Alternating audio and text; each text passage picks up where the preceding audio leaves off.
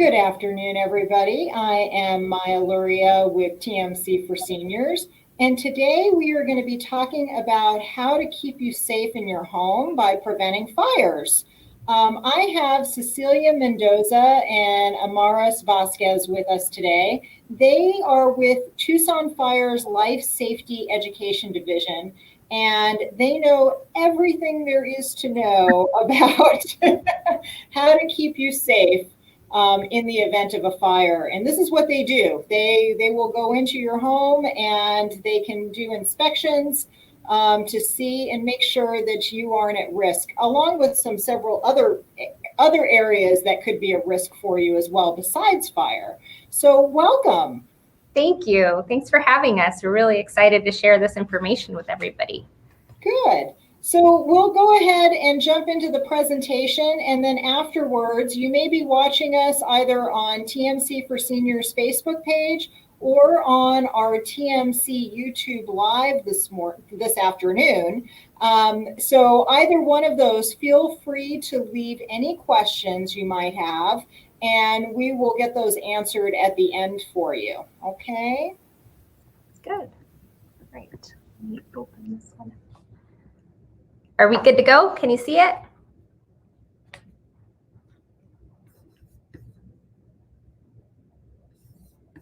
All right, so we're going to be talking about how to prevent fires.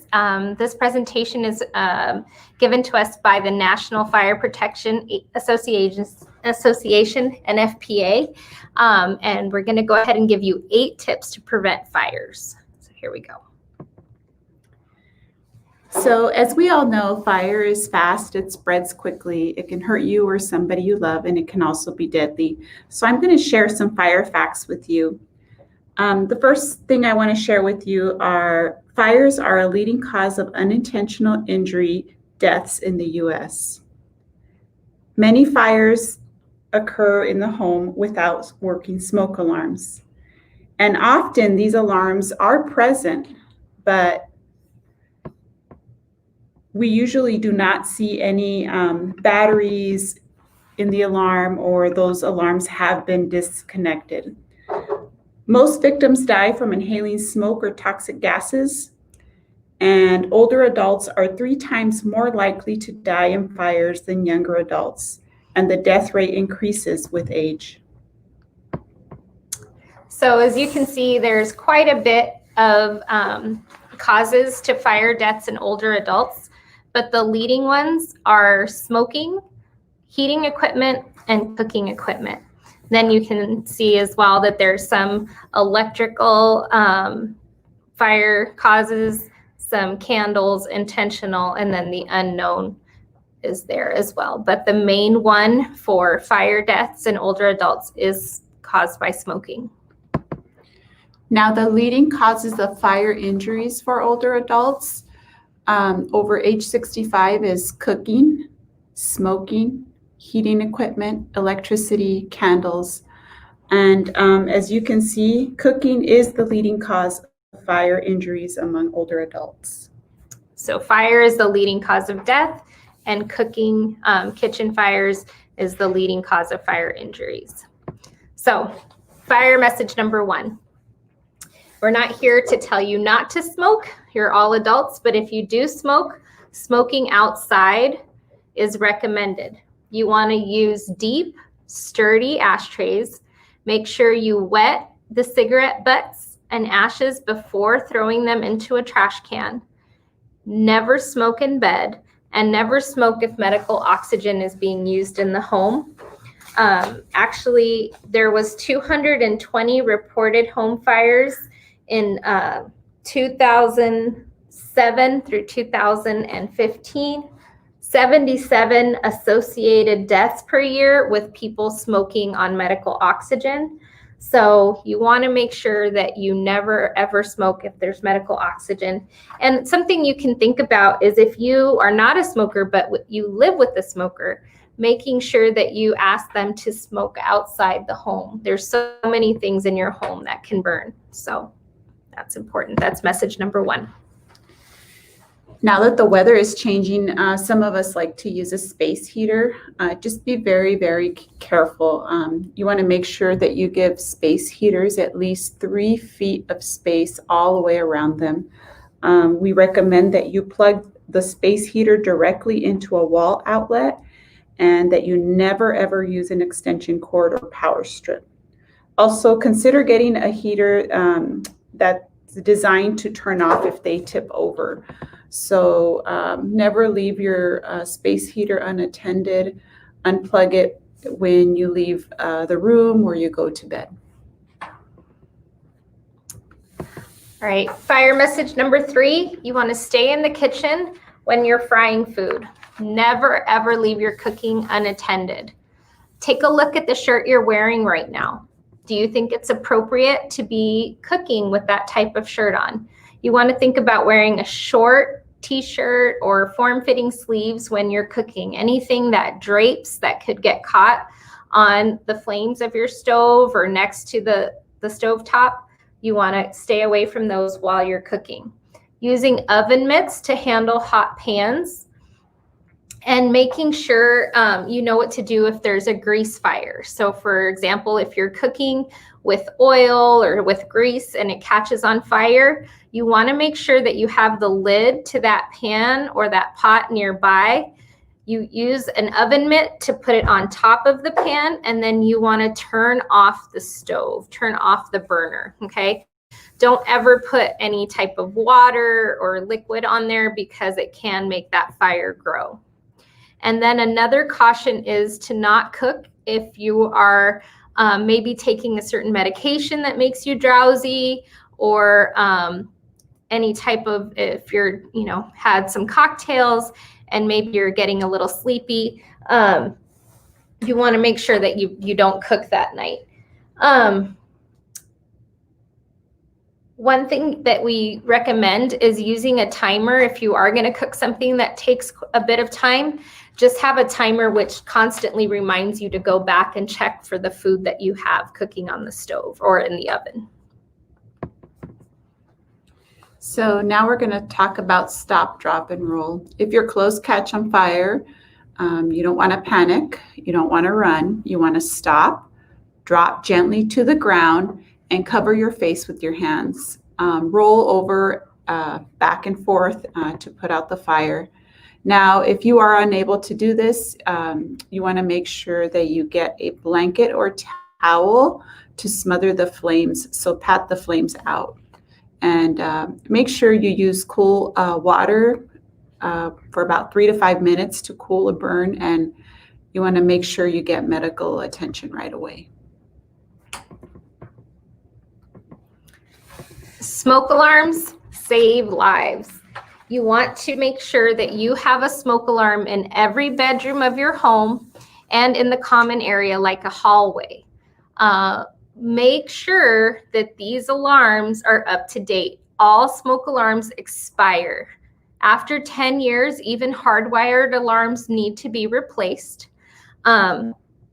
So check your smoke alarms. If they're more than 10 years old, they do need to be replaced, okay? What ends up happening is the sensor on the alarm is what could end up not working and registering any type of flame or smoke if there's a fire in your home. So you want to have working smoke alarms, very important. Again, having them in every bedroom and outside the sleeping areas, such as the hallway. Making sure everyone can hear the smoke alarms is important, and testing them. You want to test your smoke alarms at least once a month. We like to say you want to hear the beep where you sleep. So make sure that everybody can hear them and that you test them once a month so that you know that they're working properly. It's very, very important to plan and practice an escape plan. So the first thing you want to do is you want to make sure that you have at least 2 ways out of every room in your home. 2 ways out of your bedroom, 2 ways out of your living room. Make sure that you're not blocking the exits. For example, you don't want to block a window with a huge entertainment center. You want to keep your exits clear, because if there's a fire, your job is to get out fast. Make sure you know how to open all windows and doors easily. And the most important thing, like I said, if you have a fire, your job is to get out and stay out.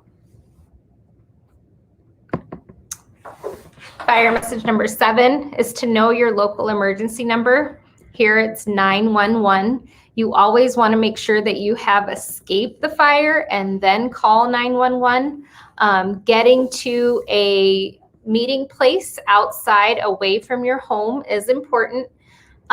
Remembering that 911 is for emergency purposes only.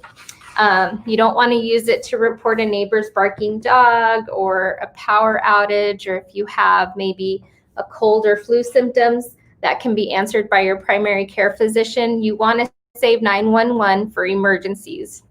A fire is an emergency, so please make sure that you call them. And then did we talk about the buddy system? Okay, that's the next. Okay, we're going to talk to it about the next one. Here we go. So it's important that you plan your escape around your abilities. Make sure you have a telephone in your bedroom in case you are trapped in a fire. Several fires happen at night when we're sleeping, so making sure that you have your glasses, your cane, your walker, your scooter nearby. It's very, very important that you practice fire drills. Know where your meeting place is outside. Depending on where you live, your neighbor nearby, next door, if you live in a community, have a buddy system. That way, look out for each other. So for example, if Mari is my neighbor, I'm going to tell her, hey, Mari, if I'm not out at the meeting place, please let the firefighters know that they need to come in and look for me. Again, it's very, very important that we practice that escape plan. That way we know exactly what to do in case of a fire. All right. We hope that some of these tips that we've given you will help keep you safe. Please pass this information on to your family and friends. If you do know that you need a smoke alarm, you can send an email to tfdlifesafety@tucsonaz.gov. Again, tfdlifesafety@tucsonaz.gov, and we'd be happy to help you.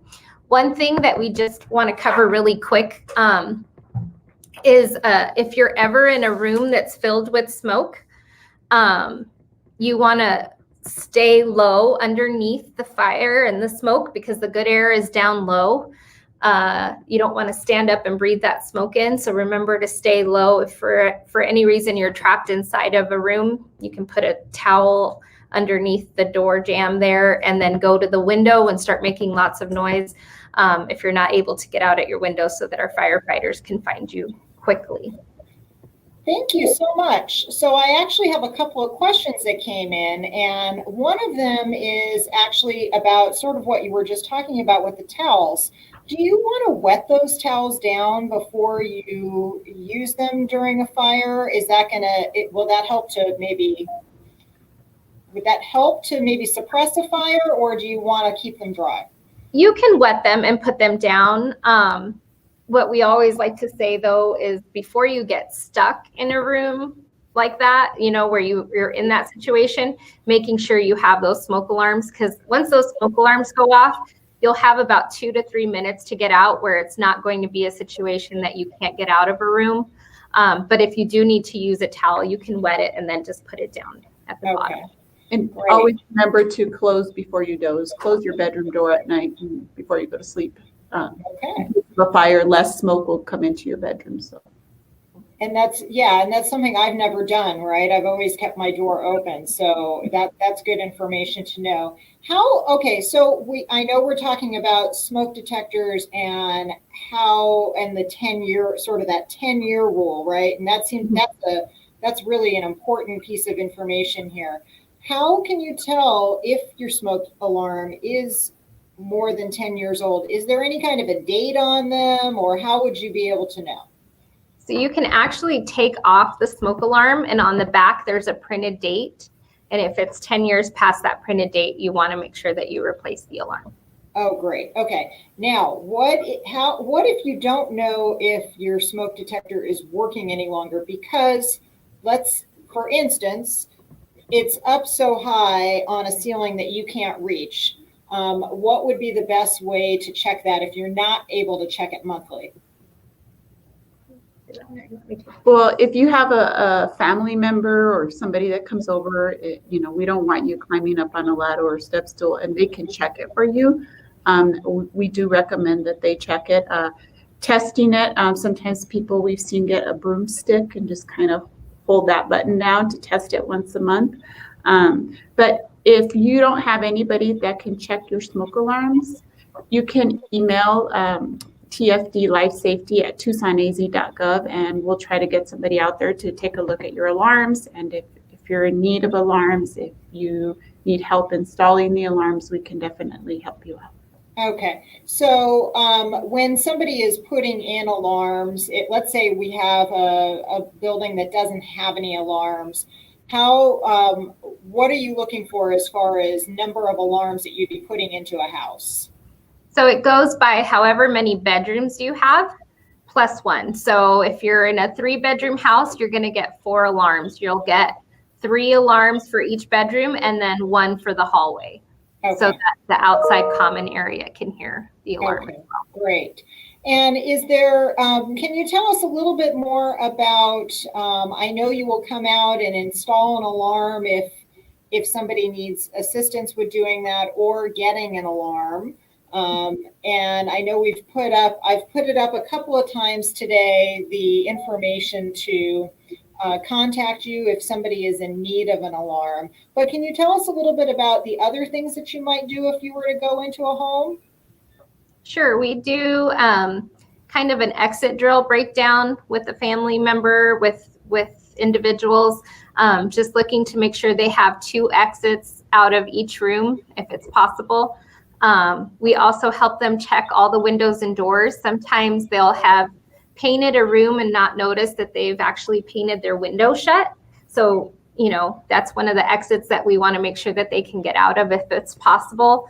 And then, checking for things like excessive clutter, just pet items that can be laying around, and helping them have like an exit strategy. So if you're in this room and the kitchen is on fire, what's going to be your primary exit?